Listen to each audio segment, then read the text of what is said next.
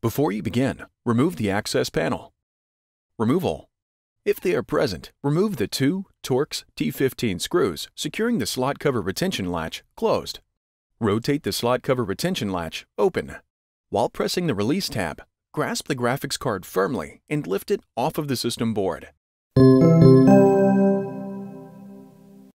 Replacement. Lower the graphics card into position on the system board. Press the release tab and push firmly until the graphics card is fully seated. Rotate the slot cover retention latch closed. If removed earlier, replace the two Torx T15 screws securing the slot cover retention latch closed.